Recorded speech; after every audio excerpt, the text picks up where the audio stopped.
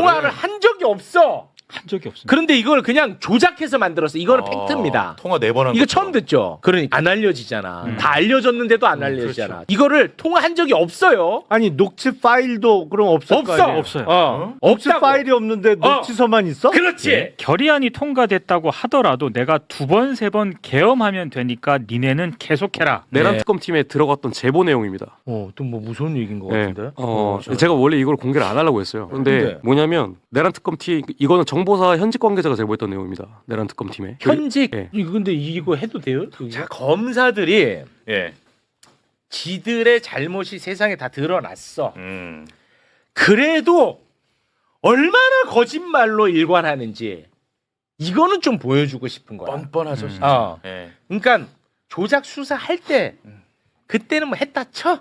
근데 이게 드러났어. 세상에. 예. 안 드러날 줄 알았겠지. 그렇죠. 드러났어. 그때도 얼마나 뻔뻔한지. 근데 요거는 좀 보고 가고 싶다는 예. 겁니다. 봉지욱 기자 아시죠, 검사님? 알죠. 봉지욱 알죠. 기자가 지금 와서 보면 정말 옳게 보도를 한 거예요. 윤석열이 대장동 일당 수사들 털어준 것 아닌가 하는 의혹 보도였거든요. 예. 제대로 보도를 한 거야. 그런데 그 보도를 했다는 이유로 윤석열 명예훼손 사건으로 기소가 돼서 지금 재판을 받고 맞아요. 있습니다. 그렇죠. 알고 예. 계시죠? 그런데 이 검사놈들이 얼마나 지저분한 놈들이냐면 조우영이하고 봉지욱은 예. 통화를 한 번도 한 적이 없어요. 그런데 마치 통화한 것처럼 녹취서를 조작해서 만들었어. 녹취서를 이렇게. 통화 녹취. 통화를 한 적이 없어. 한 적이 없습니다. 그런데 이걸 그냥 조작해서 만들었어. 이거는 팩트입니다. 통화 4번 한 이거 것처럼. 처음 듣죠? 처음 듣는데? 그러니까 안 알려지잖아. 다 알려졌는데도 안 알려지잖아. 처음 듣죠? 이거를 통화한 적이 없어요. 아니 녹취 파일도 그럼 없을 거 없어. 아니에요? 없어요. 녹취 없다고. 파일이 없는데 녹취서만 있어? 그렇지. 근데 이렇게 만든 거야. 근데 이거는 이제 세상에 알려졌어요. 그래서 이거를 조작한 놈이 누구냐? 강백신이에요. 강백신이한테 이걸 물어봅니다. 예. 현장에서. 예. 그때 어떻게 답을 하는지 좀 봐주세요. 와 놀라시네. 통화를 한 적이 없는데 이걸 조작을 해서 만들어냈다니까. 그러니까 녹취 파일이 없으면 녹취서가 나올 수가 없지. 그렇지.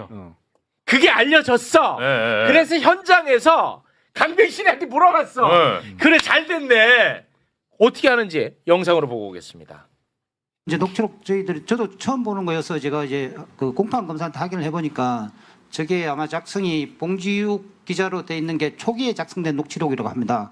그래서 재판 과정에서 확인된 바로는 저게 이제 봉지욱 기자님이 아니고 그 아래 있던 라정주 기자하고 통화한 걸 아마 속기 작성하는 과정에서 오류가 있었고 법정에서 이미 그건 확인돼서 오류가 지정된 것이라고 제가 보고를 받았습니다. 잠깐만. 아니 근데 저 말도 거짓말인 게요. 제 재판이잖아요. 제 재판에서 녹취록이 현출된 적이 없어요. 오늘 검사들이 너무 거짓말해서 제가 지금 적고 있습니다. 그러니까 우리 봉지욱 참고인 재판에서 이 녹취록이 현출된 적이 없다 이거예요? 제가 증인 신문을 받지도 않았는데 저 녹취록이 왜 나옵니까? 와. 녹취의 당사자들이 나오지도 않았고 조우영 증인 할 때도 저 녹취서가 나오질 않았습니다. 와. 어때요?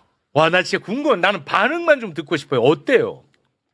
이해가 안 되는데? 잠깐만. 그러면 지금 강백신 검사 얘기는 봉지욱 조우영 간의 통화가 아니라 그렇죠. 봉지욱 뭐지? 아니. 조우영 모 기자. 예. 남원 기자. 다른 조우영과 모 기자. 예.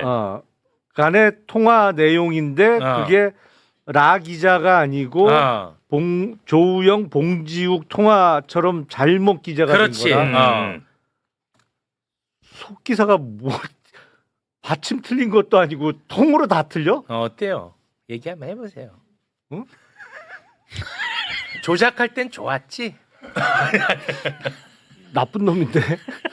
와 이거 근데 이 어마어마한 일이잖아. 예. 이게 지금 김용남 의원님도 모르고 있잖아. 그렇죠. 얼마나 보도가 안 되면. 그렇죠. 이 충격적인 일이 세상이 떠들썩해야 됩니다. 맞습니다. 근데 저놈은 조작 플러스 위증까지 한 걸 보이잖아. 예. 그러니까 마지막까지도 나쁜 거야. 다 드러났잖아, 다. 저건 진짜 심각한데. 아니 와. 증거를 만들어내면 안 되지. 그렇습니다. 있는 증거를 네. 찾아내는 게 수사지. 와. 없는 증거를 어떻게 만들어내요? 그럼 말이 안 되는 말이 심각해요. 짓이지. 와. 그러니까 왜 이렇게 한 거냐면 이재명 대표 그리고 봉지욱, 뉴스타파 이 기자들이 짜고 윤석열에게 그렇죠. 불리한 여론을 조성하려고 했다라는 것을 세상에 알리고 싶으니까 조우영하고 아, 예, 예. 봉지욱은 계속 소통하는 사이가 돼야 돼. 통화 여러 번 했다. 아. 뭔 말인지 알겠지? 예. 그러면 조우영 라모 기자 간의 통화는 있어요? 그거는? 그거는 뭐 있는지 없는지 제가 잘 모르겠어요. 그거는 강배신이가 그걸로 착각했다고 얘기를 하니까. 네. 아니 근데 그렇다고 무슨 사람 이름을 통화하지 않은 사람 이름을 맞습니다. 문서에 적을 수는 없지. 예. 그래도.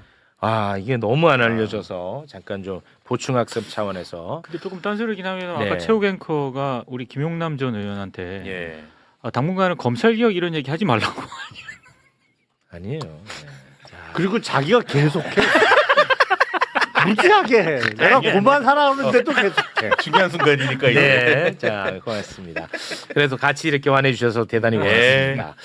자 말씀드리는 순간 20분 전에 오혁진 기자가 앉아 있었습니다. 계속 앉아 계셨어. 박수로 모시겠습니다. 안녕하세요. 2차 종합 특검 관련해서 오늘 중요한 말씀을 좀 전달하고자 저희가 모셨는데요. 네. 2차 종합 특검은 2차 계엄에 대해서 굉장히 자세하게 살펴보고 있는 것 같아요. 국회에서 2024년 12월 4일 새벽 1시 2분에 네. 계엄 해제 요구안을 가결시켰잖아요. 그 이후에도 윤석열이는 맞아요. 2차 계엄을 계속 하려고 했습니다. 예. 그럼 뭐 통화 한 번만 잠깐 좀 볼까요? 요거만 그때 볼게요. 당시 윤석열과 이진우 당시 수방사령관의 통화인데요. 윤석열이 이진우에게 결의안이 통과됐다고 하더라도 내가 2번, 3번 계엄하면 되니까 니네는 계속해라. 네. 이렇게 얘기를 그렇습니다. 요거는 1심 재판에서도 인정이 된 부분입니다. 네. 그러니까 윤석열이가 2차 계엄을 시도한 거는 팩트. 하죠. 그렇죠. 그렇다면 그때 실제로 어떤 부대들이 움직였는지 그거를 2차 종합특검이 들여다보고 있는 것 같아요. 예. 우리 오혁진 기자님.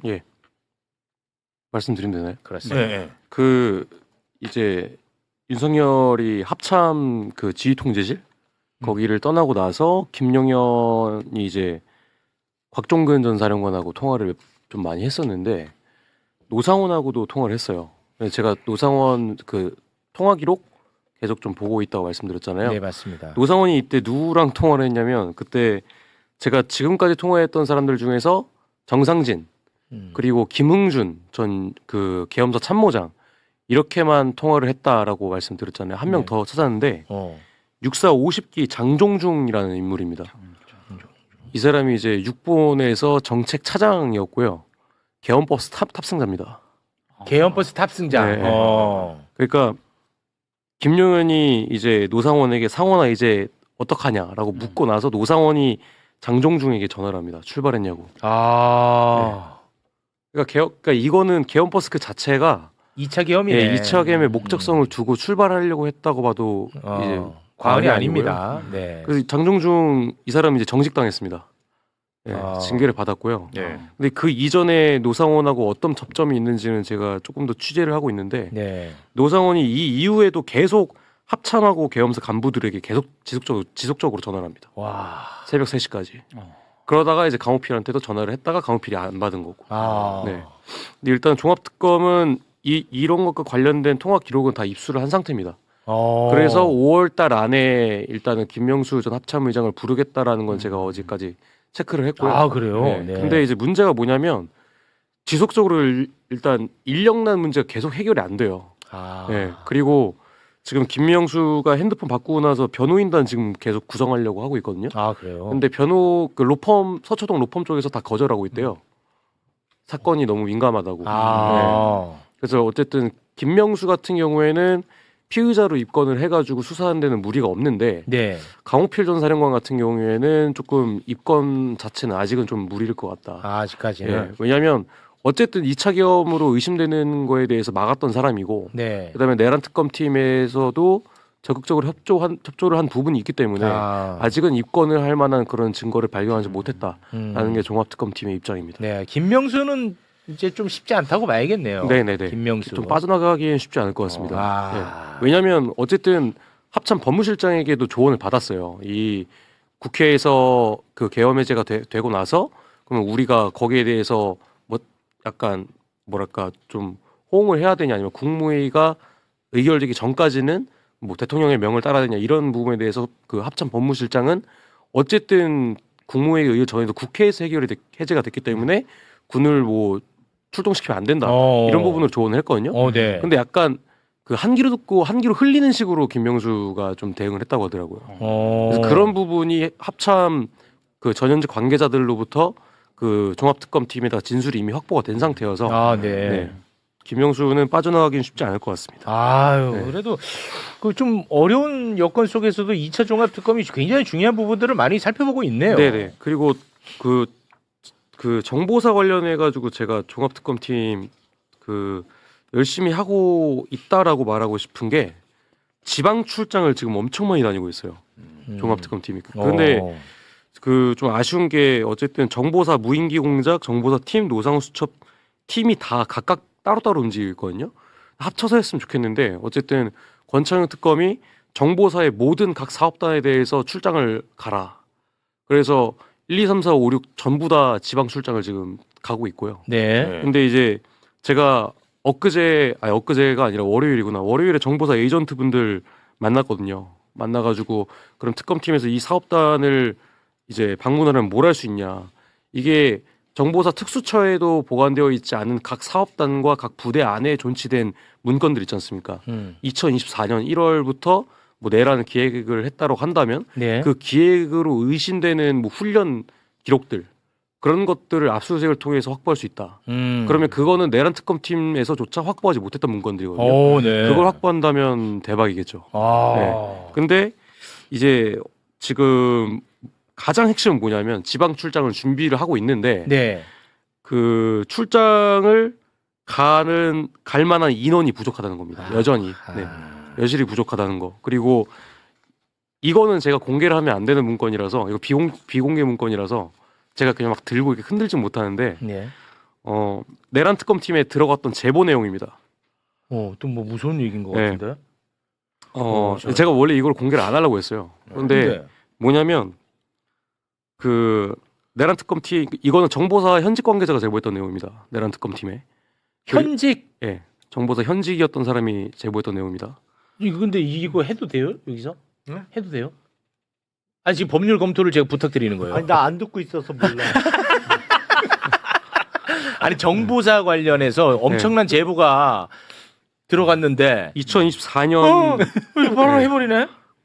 그냥 하겠습니다. 왜냐하면 이분 어차피 옷 벗었으니까. 야야 큰 거 온다, 네. 큰 거 온다. 안전벨트 매시고. 2024년 5월 그러니까 지금 저희가 알고 있던 내용은 김영은이 그 북한 오물풍선 관련해 가지고 원점 타격을 2024년 8월이나 9월부터 준비했다고 했잖아요. 네. 전혀 사실 무근입니다. 2024년 5월부터 정보사 차원에서 대비했습니다. 2024년 5월부터 북한 오물풍선에 대응하기 위해서 1사업단을 중심으로 민간단체 활용해가지고 HID 특수요원들을 훈련시킨 후에 중국제 드론으로 임무 수행을 준비했고요. 이거를 목표 임무 수행 방안은 세부 계획까지 세워서 실제 실행하려고 했습니다. 다만 이 과정에서 문상호가 경질될 수도 있는 그 2024년 8월, 9월 그 사이에 그 신원식 국방부 장관이 날아갔잖아요. 그렇죠. 네. 그러면서 이 자료가 폐기됐습니다. 아. 네. 그러면 이 관련된 지시를 누가 했냐? 문상호가 했습니다. 김용현이 직접 경호처장 시절에 문상호에게 지시한 내용입니다. 근데 그 문상호가 이런 공작에 대해서 알까요? 모릅니다. 이 말은즉슨 김용현하고 노상원이 그 전부터 소통하면서 대북 공작 준비했던 내용입니다. 근데 내란 특검팀에서 이거를 왜 수사 결과 혐의 없음으로 종결을 했냐면 이미 공작 비문을 폐기했습니다. 네. 그러면 당시에 이 작전을 준비했던 뭐 소령이나 중령들은 내용을 알겠죠. 뭐 그렇겠죠. 네, 그러면 정보사 관련해 가지고 앞으로 종합특검팀이 수사를 하면 되는 부분이고요. 와. 네. 이때부터 민간단체 활용했다고 보시면 됩니다. 2024년 5월이네. 네.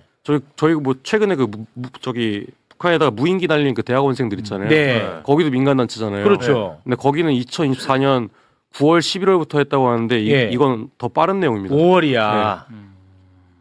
와. 근데 중국제 드론이 등장하는 이유는 예. 여기서 북한으로 우리가 보내는데 중국제 드론이에요? 아니면 여기서 자작극을 하는데 중국제 북한으로 드론 보내는 겁니다. 북한으로 보내는 거. 예. 자극용. 예. 이게 또 그 평산이라는 데가 있어요, 중국에. 그 평산이라는 데가 있는데 그 뭐 평산계획, 형산계획 막 이런 식으로 그 정보사 안에서는 어떤 계획을 세울 때는 되게 예전 뭐 고구려 시대 약간 이런 거 단어를 많이 쓰거든요. 근데 그 형산이 뭐냐면 평양 옆에 있는 데인데 거기가 노동교화소예요. 교화소? 네. 그러니까 정치범 수용소처럼 그 이제 북한 내에서 어떤 뭐 잘못을 한 사람들이 그러니까 노동을 시키려고 아예 네. 탄광촌에 아예 집어넣은 곳, 그러니까 그 사람들을 뭐 해방을 시킬 목적으로 뭐 어떤 임무를 수행하겠다 그런 형식으로 문건이 작성되거든요. 일반인들 봤을 때 이거 모르죠. 우리는 그 노동 탄압을 받고 있는 북한 인민들을 해방을 목적으로 작전을 수행한다 이런 내용인데 예. 실체는 뭐 중국제 드론으로 이제 임무 수행을 하려고 했다는 내용이고 그러면 이거를 해석하려면 어떻게 하냐? 정보사 현직 요원들 빨리 불러야죠. 그렇겠네. 종합특검팀에서. 와, 엄청난 이런 이야기. 내용입니다.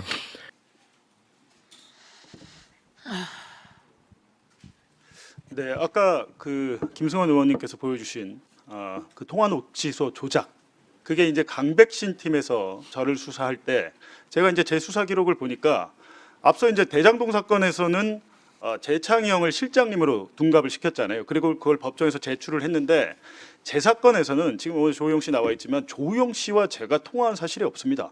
2021년 10월 26일에 90분 동안 만난 적만 있어요. 근데 저와 조우영 씨가 통화를 4번 한 것처럼 녹취소를 조작을 해놨습니다. 통화 상대방을. 그러니까 이거는 제가 볼 때는 실수가 아니다. 왜 하필 강백신 팀에서 자꾸 이런 녹취소 조작이 나오냐. 이 부분에 대해서 저는 반드시 이제 수사를 해봐야 된다고 생각을 하고요. 그리고 지금 오늘 강일민 검사 나와 있는데 강일민 검사가 당시 강백신 밑에서 저희에 대한 이제 압수수색을 제 휴대전화 3대를 집에서 이제 가져갔다가 4개월 후에 제 휴대전화를 돌려주면서 나중에 알고 보니까 원래 휴대전화를 돌려줄 때는 제 휴대전화에 있는 전자정보 삭제 폐기 확인서를 주게 돼 있습니다. 근데 그나마 저희가 기자니까 그거라도 준 거지 일반인들한테는 그거 주지도 않더라고요. 근데 제 휴대전화를 돌려주고 당신 휴대전화 정보를 모두 다 지웠어라고 하면서 동시에 제 휴대전화 3대 중 1대에 대한 전체 전자정보를 압수해 갔습니다. 영장 없이 그걸 압수해 갖고 경향신문 이호상 기자에 대한 휴대전화 정보도 전체를 강일민 검사가 지휘해서 D넷에 올라갔어요. 강백신 팀에서 다 이루어진 일입니다. 이 부분에 대해서 해야 되고요. 저는 또 오늘 여기 이창주 수사관, 중앙지검 반부패 수사관 나와 계신데 저희 집에 아침에 새벽 4시부터 기다렸대요. 아파트 복도에서. 제가 초등학교 6학년 딸아이 학교 데려다 주려고 나왔더니 8시 한 30분경에 저희 아파트 복도 엘리베이터에서 저를 기다리고 있다가 저한테 검찰 수사관증을 보여줍니다. 그래서 제가 알겠다. 아이를 그러면 일단 학교에 보내야 되니까 같이 가자. 안 된대요. 그래서 어떻게 하냐 그랬더니 부인한테 데려다 주라고 해요. 그래서 집을 문을 열고 현관문을 들어가서 부인한테 애를 좀 데려다 줘라. 지금 압수수색이 들어왔다라고 얘기를 했는데 그거를 말을 못하게 합니다. 들어가서. 그래서 제가 영장이 있냐 그랬더니 영장이 없대요. 에? 압수수색 영장을 안 갖고 그 영장 와서 지금 영장을 갖고 올라오고 있습니다. 이런 얘기를 해요. 영장이 없이 저희 집 문을 개폐해서 못 닫게 강제로 잡고 결국에 저희 애는 걸어갔죠. 학교를 늦었겠죠. 제가 수사관과 신랑이 한 모든 모습을 저희 초등학교 6학년 딸이 다 지켜봤죠. 그리고 나서 들어와서 제 휴대전화를 밑에서 검사가 영장을 들고 오더라고요. 한 20분 후에. 그리고 그 영장을 저한테 주면서 제 휴대전화를 압수를 해갔는데 당시 제 휴대전화가 삼성 갤럭시 S22였습니다. 집문 방식으로 잠금 설정이 돼 있었고 근데 그거를 그 휴대전화를 본인이 임의로 열었어요. 어떻게 열었냐고 하니까 설명을 안 합니다. 근데 식탁 위에 보니까 실리콘 골무 같은 게 있어요. 이걸로 열었냐? 대답을 안 합니다. 근데 문제는 제 휴대전화를 압수하면 바로 봉인지에 넣어야 됩니다. 휴대전화가 오염되지 않게. 근데 제 휴대전화를 열어갖고 4시간가량을 봅니다. 그리고 자기 휴대전화 아이폰으로 찍어서 어딘가로 계속 보내고 전화를 하고 보고를 하고 있어요. 오전 8시 50분경 제 휴대전화를 압수해서 제 휴대전화가 검찰의 압수수색 봉인지에 밀봉된 것은 오후 5시 반입니다. 8시간 동안 본인들이 휴대전화를 보면서 뉴스타파 그 단톡방이나 이런 것들을 다 열어보면서 그런 것들을 계속 보고하고 있고, 나중에 제가 디지털 포렌식 하러 갔더니 휴대전화를 또 바로 포렌식을 안 해요. 포렌식 하다가 먹통될 수 있다고 캠코더로 제 휴대전화를 4시간을 촬영했습니다. 근데 제가 드리는 말씀이 뭐냐면, 이재명을 잡기 위해서 한 수사인데 제 영장에 민주당에서 김병욱 의원이 저한테 뭐 자료를 줬다 그러고, 제가 뭐 허재한 기자한테 자료를 줬다 그러고, 지금 강백신 검사 뭐라고 합니까? 법원에서 영장 발부한 겁니다. 이렇게 얘기하잖아요. 그 영장 발부 사유가 다 거짓말이에요. 지금 수사 결과 재판하고 있는데 뭐가 나옵니까? 저희의 범죄 사실이 나왔나요? 제가 민주당이나 이재명과 무슨 관계가 있는 게 나와요? 단 하나의 증거도 안 나왔어요. 사실 우리 전용기 의원님께서는 이번에 서민석 변호사하고 예. 박상용 검사가 주고받은 녹음 파일을 예. 대대적으로 공개해서 아주 큰 역할을 하셨어요. 엄청나게 큰 네. 공을 세우신 것 같습니다. 그게 실제 나올 거라고는 상상도 못했습니다. 아 그래요? 실제로 제가 서민석 변호사님 그 전에 한 번 뵀었거든요. 예. 청주 가서 한 번 뵀었는데 예. 그 이후에 제가 국정조사위원이 되고 예. 그 서민석 변호사 측에 예. 제가 연락을 했죠. 쌍방울 변호사였으니까 예. 어디부터 출발하면 좋을지 자문을 좀 해줘라. 아. 나는 복조인이 아니기 때문에 예. 힘들다라고 예. 제안을 했더니 예. 하필이면 서울에 있어서 한번 만났는데 예. 딱 하시는 말씀이 내가 그 녹취만 있었어도 이미 내 오해에 대한 거는 풀고 예. 그걸 제공하면 국정조사에 큰 도움이 될 텐데라고 이야기하길래 제가 대한민국에서 제일 유명한 포렌식 업체를 한번 찾아볼 테니까 뭐 저쪽에 클라우드나 네파 이런 거 다 좀 찾아보셔라. 예. 우리가 한번 나눠가 한번 찾아봅시다. 예. 이렇게 결의를 하고 어. 헤어졌거든요. 예. 근데 청주 가는 길에 예. 실제로 그 휴대폰을 젊은 그 보좌진한테. 보좌진한테 딱 주면서 예. 네가 한번 찾아봐라. 예. 이렇게 해서 찾아진 세상에 나오게 된 세상에 거죠. 정말 나오게 하늘마저 우리 국정조사를 돕고 있다. 이런 바로 이런 잡아야 될 상황입니다. 일이었다고 네. 본 것 같아요. 예. 맞습니다. 그러니까 이제 진짜 어떻게 이 검사들이 회유하고 네. 그다음에 읍소하고 그리고 강요하고 하는지가 다 드러나는 상황인 거다. 그러니까 이것만 가지고도 강백신 검사는 빼박의 증거가 나온 거 아닙니까?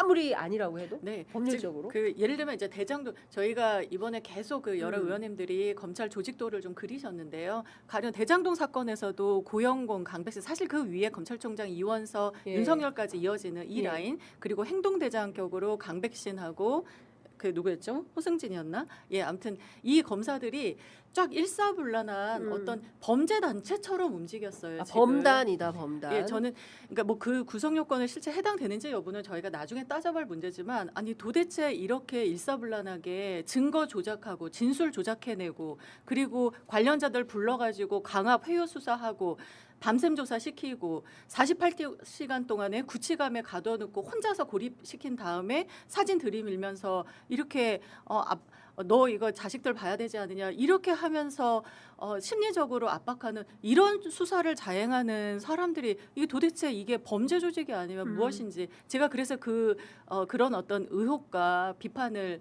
국정조사에서 했던 것이고요.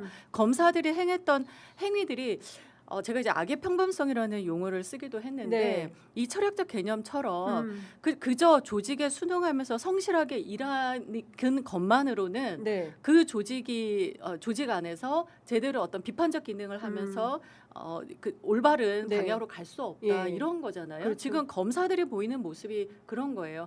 아직도 한 90% 이상의 대다수의 검사들은 열심히 본인의 맡은 직분에 충직하고 계실 겁니다. 그걸 저는 믿는데 네. 이 소수의 이 검사들이 했던 행위들은 윗선에서 자기 출세를 위해서 윗선에서 요구하니까 그것에 따라서 과도하게 어떻게 보면 충성을 한 거죠. 그 결과가 뭡니까? 이런 수많은 인권 침해, 이 수많은 조작 수사, 조작 기소 해낸 거고요. 그러니까요. 검사들 정말 이번에 쇄신되어야 하고요. 이분들에 대해서 반드시 후속 조치 필요하다고 봅니다. 그 얘기했다고 지금 우리 검찰을 나치에 비유합니까? 이러면서 네, 맞아요. 제가 아주- 이주 의원님 사과하세요. 사과하셔야 됩니다. 아니 결국에 사과한 신동욱, 사람은 서영교 왜? 네 결국에 사과한 사람은 신동욱 의원이고요. 네.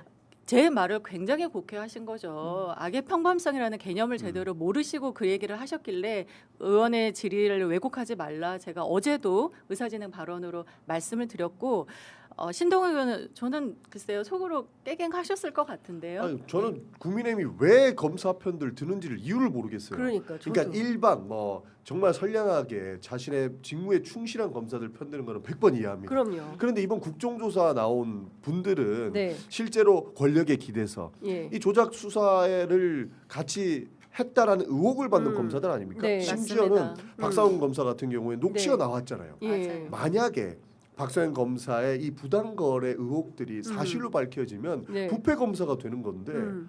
왜 국민의힘이 두둔하는지 이해를 못 하겠는 거예요. 그러니까요. 예. 이 거래가 본인들은 아니라고 이야기하지만 우리는 방조 약속해줄게라고 하는 것도 직접 들었어요. 네. 그것은 법률적으로 분명히 문제가 있을 텐데 국민의힘이 두둔할 이유를 모름에도 불구하고 두둔하고 있고 네. 실제로 박상현 검사만 따로 본인들이 그 본인들만의 청문회를 만들어 가지고 맞습니다. 거기를 어떻게 갑니까? 질문응답을 하잖아요. 아 이거 청문회 용어도 맞지 않잖아요. 간담회 아니에요, 간담회. 그런데 거기서 박상현 검사가 오히려 엑스맨이 됐어요. 거기서 윗선들 시켜서 다기가 다 했다고 맞아요. 다 불었습니다. 다 그러니까 불었다. 오히려 예, 불법적인 공간에서 벌인 행위가 예. 오히려 이 국정조사에 도움이 되었다. 맞아요. 예. 네. 저희가 물어봤어요. 그래서 이렇게 말싸움으로는 예. 당해낼 재간이 없습니다. 국조위원들도. 그래서 네. 근거와 증거와 팩트들을 나열하면서 예. 그분들하고 대화를 해야 되는데 예. 실제로 박상현 검사의 윗선이었던 김영남 지금은 변호사님한테 박상현 검사 녹취 들어봤냐? 네. 이거 들으니까 무슨 생각이냐라고 예. 물어봤더니 뭐 짜깁기 된 거는 모르겠다라고 네, 이야기를 하잖아요. 그러다 보니 그러면 방조 약속한 것은 어떠냐라고 하면서 방조 약속한 거 들려주니까 네. 자기는 그런 것까지 보고받은 바 뭐 없다. 없다. 이렇게 얘기하잖아요. 그러니까요. 저 녹취록이 어떻게 짜깁깁니까? 그러니까. 굉장히 오랜 시간, 장시간 저희가 들으면서 계속적으로 네. 지금 국정조사에서 확인을 하고 있고요. 예. 진짜 짜깁기는 제가 지금 PPT 가지고 왔는데 저거 정말 꼭 좀 보여드리고 싶어요. 예. 진짜 짜깁기는 검찰이 짜깁기? 했습니다. 저 예, 저거 좀 PPT 보십시오. 예, 예. 보여드릴까요? 예. 이게 지금 우리 그 이른바 통계 조작 사건에서 예. 나타난 그 조작 증거들인데요.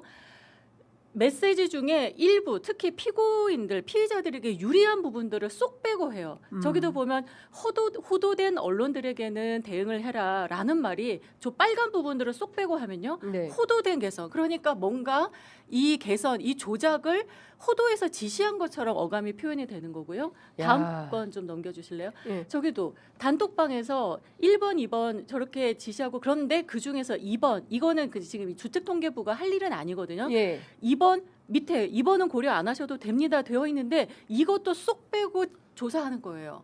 와. 그러면 맥락을 보면 이 두 가지 다 시켰으니까 이거 내가 할 의무가 없는 일 시켰네. 이거 직권남용이라는 거거든요. 이런 예. 게 말이 됩니까? 다음도 보면 예. 이렇게 지시를 해요. 위에서 뭐 이렇게 해서 논리적인 설명을 해달라. 네 알겠습니다라는 답변을 분명히 본인이 했는데 이거 쏙 빼니까 네. 이 말이 부당한 거 아니냐, 이 지시 부당한 거 아니냐라고 맥락을 오해하게 해서 허위 진술을 유도하는 거죠. 이렇게 예. 증거 일부 빼서 조작된 증거를 가지고 제시하면서 허위의 진술을 유도하고 네. 그 허위의 진술을 바탕으로 해서 기소의 근거를 만드는 이러한 형태 일련의 과정이 지금 이 통계 조작 사건뿐만 아니라 우리 지금 대상 사건 7개제에서 거의 다 지금 계속 반복적으로 이루어지고 있습니다. 예. 이게 도대체 조작 기소가 아니면 도대체 예. 뭡니까? 증언과 기록을 통해 검찰이 권력의 편에 섰을 때 무슨 일이 생기는지 보았습니다. 법과 정의를 수호해야 할 검찰이 어떻게 증거를 발명하고